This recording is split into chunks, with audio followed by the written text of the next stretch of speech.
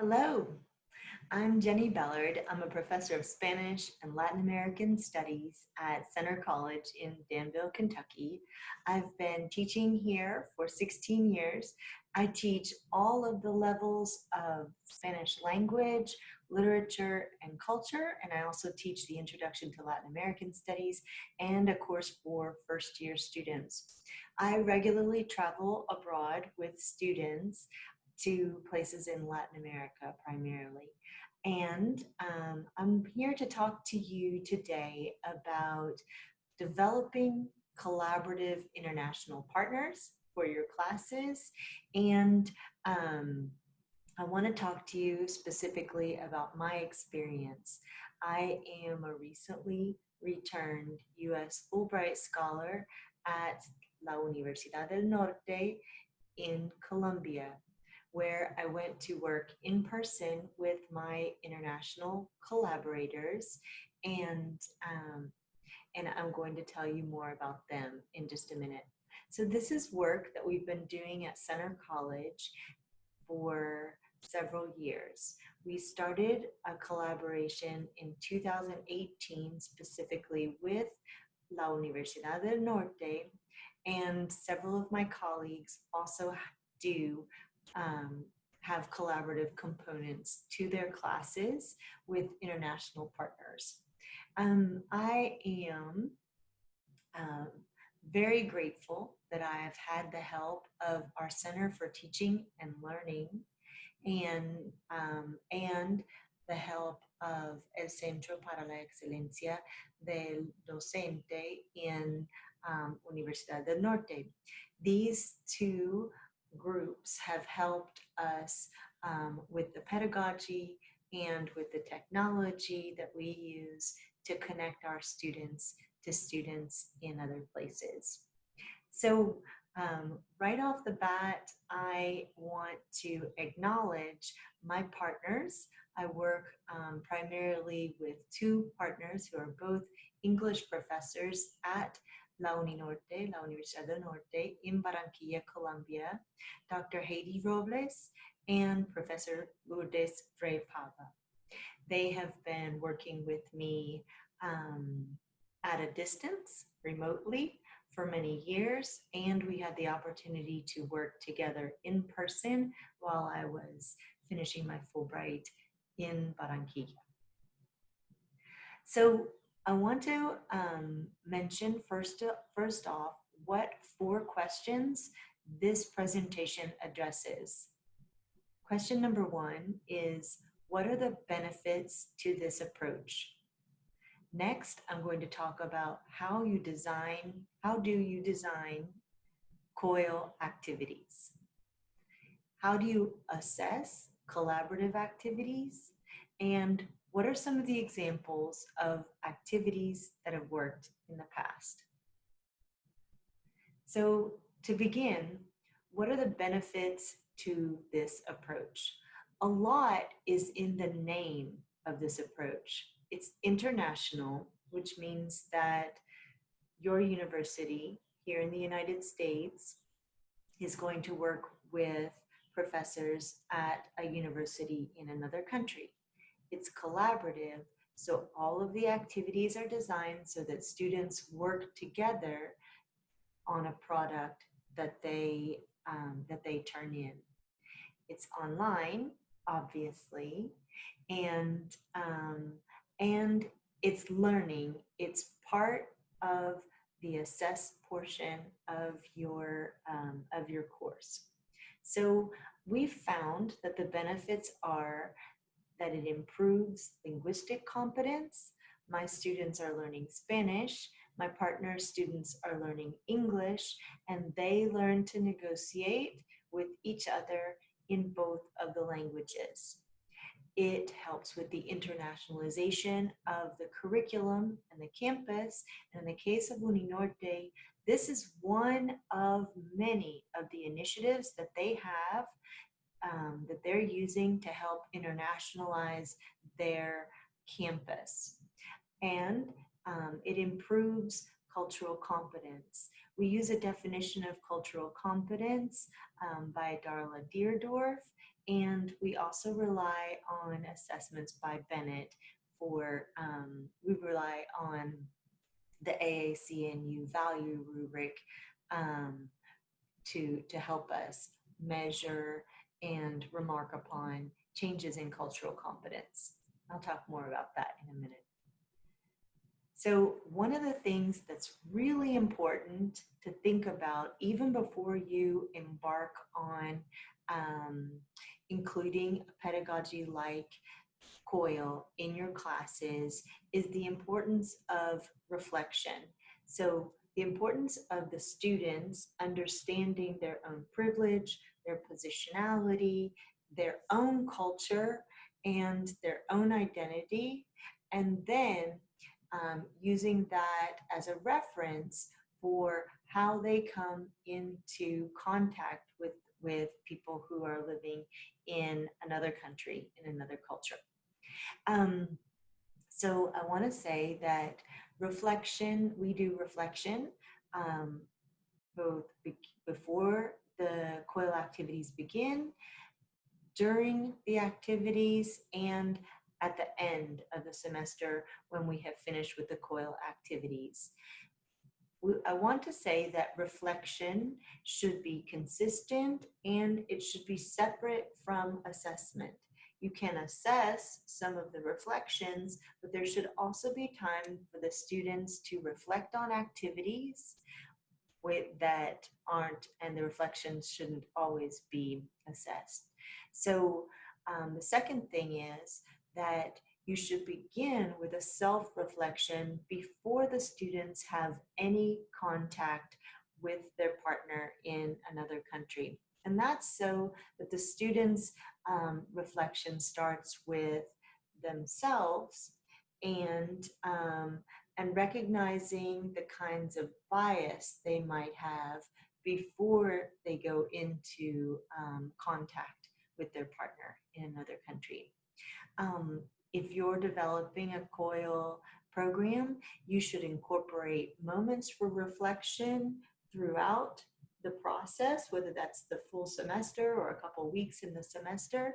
There should be moments for reflection and feedback that are part of the regular process.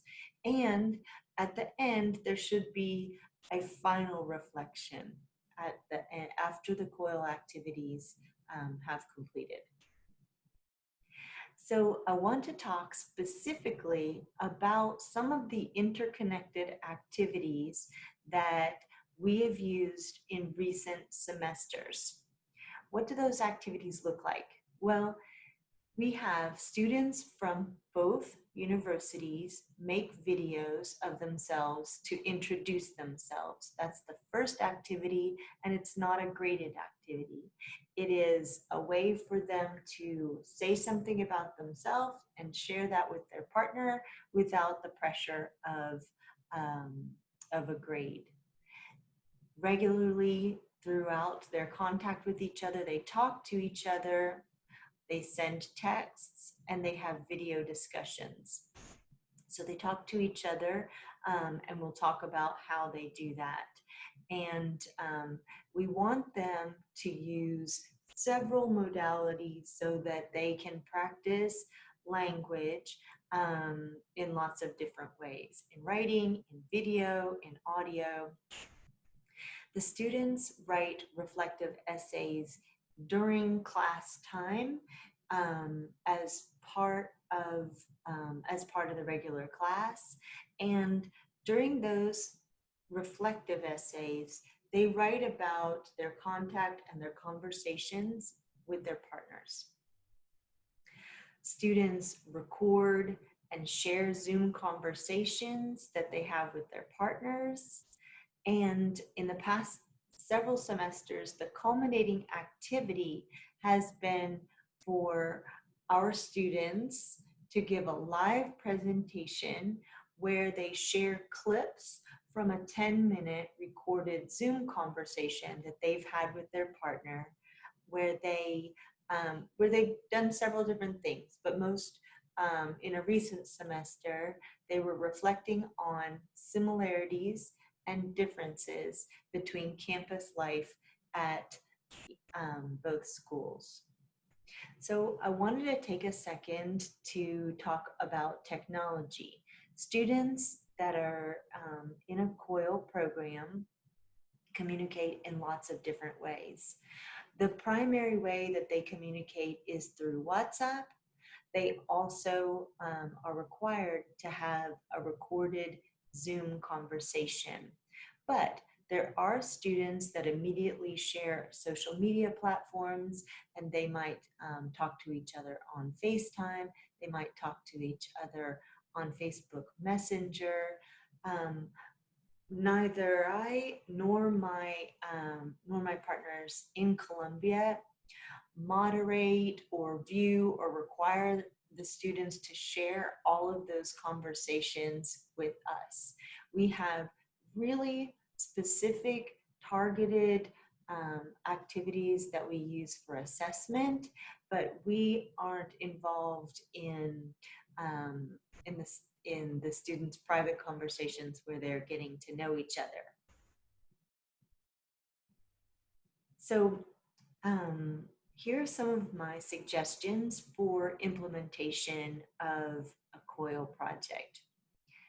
The professors from both countries need to spend some time getting to know each other to make sure that they agree on the methodology, on the type of assessment, on the number of activities and the type of activities, and getting to know your partner to make sure it's a good fit for you um, is going to promote the success of a COIL program. The academic disciplines have to fit together. I teach Spanish, they teach English, and that has fit together really well. But we also have contact and work with a group of scientists in Manizales, and I could see lots of activities working with those classes, and there are many, many ways to find disciplines that fit together. Number 3, students must be given sufficient time and motivation to complete the activities. We made the mistake early on of giving them too many activities and not enough time to complete them. That made it stressful on top of having the stress of meeting someone from another country, speaking to them in another language, and we found it's better to make sure we give them plenty of time to complete the activities. Number 4, students and teachers need to have sufficient access to technology in order to be able to collaborate. And we've had to be patient on both sides, making sure checking in with each of our students individually to make sure that they have the technology and they understand how to use the technology well enough to communicate with their partners abroad. Number 5, the activities should be planned well in advance before the semester begins, if possible. If you try and add an activity during the semester, there's going to be more resistance on the part of the students. So let them know they're going to do this COIL, that they're going to do the COIL activities, and the COIL activities form a part of their assessed activities for the semester. Let them know what they are, about how much time it'll take, and how they're going to be graded. And number 6, choose an assessment instrument for each one of the activities before the semester begins. So, how do you assess the collaborative activities?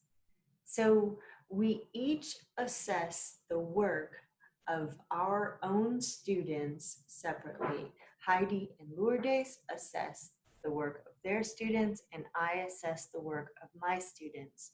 The students do the work together, and they turn in one product. That is often the same, they often turn in the same work, but my students turn it in Spanish and their students turn them in English. I found it very useful to have separate rubrics for writing, oral production, and one for intercultural competence. It's been best when I give clear, quick feedback after each one of the activities. And for me, after doing this for several years, it's been best when we make it an important and sustained part of the course. We introduce the students early on in the semester, and they stay together throughout the semester for several activities. When we first started, we had fewer activities, fewer interactions, and we have built up to having more activities and more of a sustained relationship. All of the assignments are collaborative. There's not a way for the students to do the work if they didn't contact their partner in the other country. So that's what makes it a collaborative activity. They're doing it together with their partner. And reflection has been a really important part of every semester that we've done this. And the reflection is how you can assess whether or not the students are gaining intercultural knowledge or intercultural competence, which is for us the most important, the largest goal of a Coil collaboration. So you make sure that the rubrics you use match the type of assignment that you give. Like I said earlier, when I referenced Bennett, we use the AAC&U's Intercultural Knowledge and Competence Value rubric for assessing activities. And those are available, obviously, for download on the AAC&U's website. I'm going to talk to you just for a few minutes about some sample assignments. The assignment we did last semester at the beginning of the semester, last semester, my class, which is a first year studies course that I teach in English, was coiled with one of Lourdes's classes, an 8th semester Spanish class, and one of Heidi's classes, which was also an 8th semester English class. They're both English classes. And we started the semester talking about our national anthem. We talked about the national anthem and then other anthems, unofficial anthems of the United States, like Bruce Springsteen's Born in the USA, Childish Gambino's This Is America, Miley Cyrus' Party in the USA, songs by Lee Greenwood, and folk songs that are unofficial national anthems, and then our national anthem. And then the students talked about regional anthems, so maybe their state song, or maybe songs that reflect the kind of music that comes from their part of the country. My international students talked about regional music in their home countries, and then the students developed a personal anthem, a song that they would choose to represent themselves and their identity. And they wrote a paragraph about it. And that paragraph obviously could be written in the target language. And then they shared the song in a link in a Google Doc. And then, and their partner in Colombia did the same. They posted on the Google Doc the paragraph and their song, the song that represents their identity. So then they shared that with each of their professors. And that wasn't the assessed part of the assignment. The assessed part of the assignment was an in-class essay or an essay during class time where the students needed to compare the song that their partner gave them with the song that they chose. And that's work, obviously, that could also be done in the target language. So I want to just mention briefly a couple of other sample assignments, things that we've worked on in the past. In this last semester, we were talking about the theme of racial justice in both of the classes, and the students in both classes watched the film Remember the Titans, and they had conversations together, a discussion together on Zoom using a common set of questions. And in the past, we've used the film A Better Life to talk about immigration to the United States. And at the same time, my partners in Colombia talked about immigration from Venezuela to Colombia. And the students communicated using voice text over WhatsApp and shared their answers. This semester, both of our classes are watching two films. We're going to watch the film Pelo Malo, Bad Hair, a Venezuelan film, and the American film The Hate You Give. Another activity that we did together a couple of semesters ago was to talk about the impact of our own home campus on the environment. And this was a series of video interactions where the students were out and about on campus talking about their own impact on the environment as a student and the campus's impact on the environment and sustainability efforts. That is the end of my my presentation, and I want you to be able to write me questions you have. My email is linked at the bottom of this page if you have any questions about this. I've been really fortunate to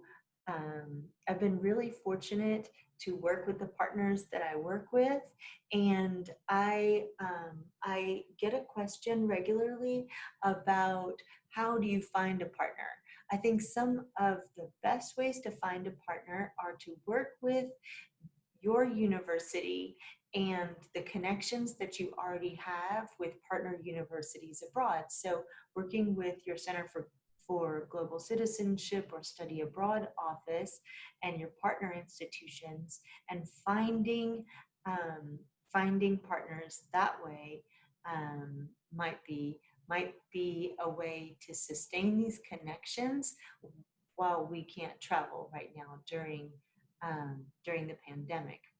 Another way is to connect with partners that you know that you have similar disciplines, and you know them from conferences, and you know that you might have a good connection with that person. And think of friends, get out on Facebook and Instagram and talk to your friends that are teaching abroad and see if they might be interested in starting this. It has been very, very rewarding. And again, I want to thank my partners, Lourdes Repava and Heidi Robles, for working with me for the past several years. So thank you. Let me know if you have any questions. At the bottom of the page, there's my email.